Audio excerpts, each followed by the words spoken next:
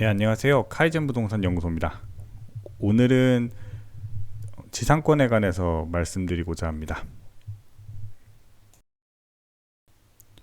지상권은요, 크게 이렇게 세 가지로 나누어서 말씀드릴 수 있습니다. 하나는 약정 지상권이라는 거고요. 일반적인 지상권을 이라고 말할 수 있고요. 법률행위에 의해서 보통 계약으로 이루어지는 지상권입니다. 두 번째는 법정 지상권으로 다음 다섯 가지로 구분해 볼 수 있는데, 특정 요건만 충족된다면 법률상으로 인정받을 수 있는 지상권을 말하고요. 마지막 세 번째는 명문상 규정되어 있지는 않지만 우리 관습상으로 인정되고 있는 분묘기지권도 지상권과 유사하다고 볼 수 있습니다.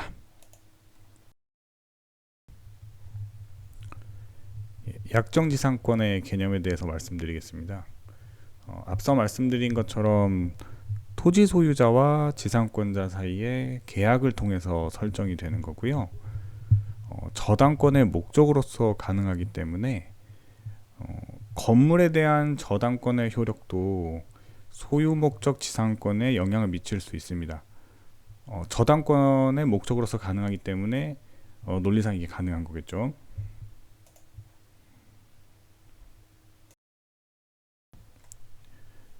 다음은 이제 법정지상권입니다.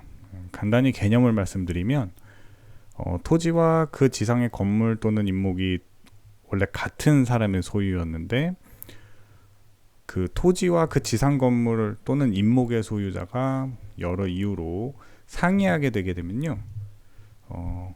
어떤 요건에 해당되면 그 건물 임목의 소유자를 위해서 법률상 인정해주는 지상권을 말합니다. 요건에 충족만 되면 명문화돼 있거든요. 그러면은 법률상 지상권 설정이 가능합니다. 뒤에서 조금 더 자세히 말씀드리겠습니다.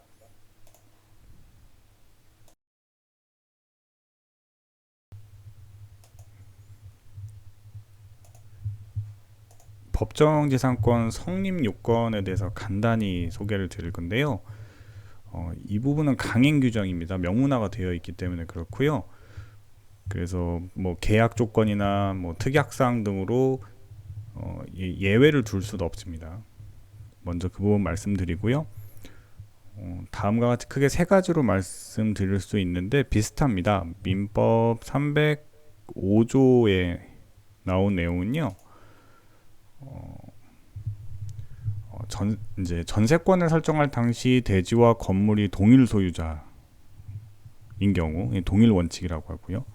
그래서 토지 소유권이 타인에게 양도되어서 이전되거나 경매되면 소유자가 달라지지 않겠습니까? 이제 분리 원칙이 이 부분에 해당되고요. 그때까지도 지상 건물이 계속 존재해야 합니다. 이런 요건을 충족하게 되면 지상권이 성립이 되는 거죠. 366조에 있는 경우도 비슷한데요. 저당권으로 말씀드리면 저당권 설정 당시에 토지와 건물이 동일인 소유였는데 토지와 건물의 소유자가 경매로 달라지게 되는 거죠. 그럼 이제 앞에 말씀드린 게 동일 원칙, 지금 분리가 되는 거고 그렇게 해서 저당권 설정 당시에 또 건물이 존재했었어야 되고요. 그게 존재의 원칙입니다. 이 세 가지가 충족이 되면 마찬가지로 법정 지상권이 성립이 됩니다. 이제 관습법상으로 있는 거는요. 이제 매매 등이 있을 당시에 처음에는 동일인 소유였어요. 이게 동일의 원칙이고요. 근데 적법한 어떤 원인으로 대지와 건물의 소유자가 다르게 되었게 된다면 이게 분리 원칙이 되는 거고, 근데 그때 건물을 철거한다 이런 식의 특약이 따로 없다면 이런 그러니까 존재를 할 수 없게 만든 특약으로 부존재 원칙이 있다면 이러면 관습상 지상권을 인정해주고 있습니다.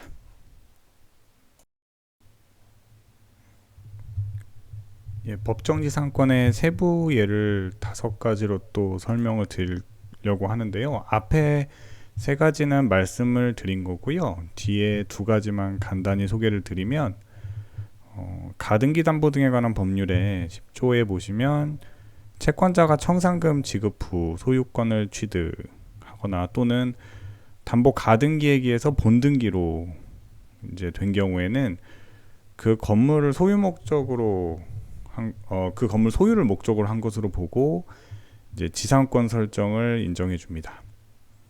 또 임목 같은 경우는요, 6조에 토지와 그 임목이 각각 다른 소유자에게 속하게 되면 토지 소유자는 임목 소유자에 대해서 지상권을 선정한 것으로 봅니다.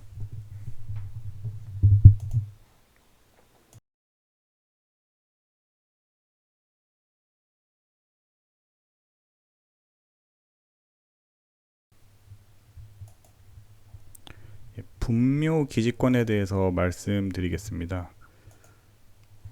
기본적인 개념은 타인의 토지에 분묘를 설치한 자가 그 분묘를 소유하기 위하여 그 묘지 부분의 타인 소유 토지를 사용하는 것을 분묘 기지권이라고 합니다. 지상권과 유사하다고 보고 있고요. 기본 요건은 사람의 시체나 유골이 매장이 되어야만 합니다. 그래야 기본적으로 분묘기지권 인정이 가능하고요. 지금 보이는 각각의 경우에 분묘기지권이 인정되는데요. 첫 번째 경우는 소유자 승낙을 얻어서 그 소유자의 토지에 분묘를 설치하는 경우입니다. 당연하겠죠. 그리고 두 번째 경우는 타인의 토지에 승낙이 없이 분묘를 설치한 경우인데 20년간 평온 공연하게 그 분묘 기지를 점유한 경우엔 인정해주고 있는데, 다만 이제 장사 등에 관한 법률 제27조 같은 경우에 부칙 등이 나타나서 2001년 1월 13일 이후에는 토지 소유자 승낙 없이 분묘가 설치된 경우에 분묘 기지권이 성립하지 않게 되어 있습니다. 그다음에 세 번째 경우는요, 자기 소유의 토지에 분묘를 설치를 하고 이 분묘에 관해서는 별도의 특약사항 없이 토지를 타인에게 처분하면 관습상 법정지상권의 판례를 유추 적용해서 인정하고 있습니다. 특이한 경우는 이 분묘기지권은 등기를 따로 할 필요가 없고요. 그 봉분, 그래서 이런 지상 위로 이렇게 둥글게 나타난 봉분의 형태가 그 공시 기능을 대신합니다. 그래서 평장된 상태, 암장된 상태 이런 경우는 분묘기지권을 취득할 수 없다는 점도 추가로 말씀드리고요. 또 하나 또 특이한 점이 있다면 분묘기지권이 인정된다 하더라도 기존 분묘 외에 추가로 새로운 분묘를 신설하는 것까지는 인정해 주지 않습니다. 또 판례에 따르면은 원래는 단봉의 형태인데 쌍봉의 형태, 쌍분 형태라고 하나요? 이런 형태로 분묘를 설치하는 것도 허용하지 않습니다. 예, 여기까지였고요. 도움이 되셨으면 좋겠습니다.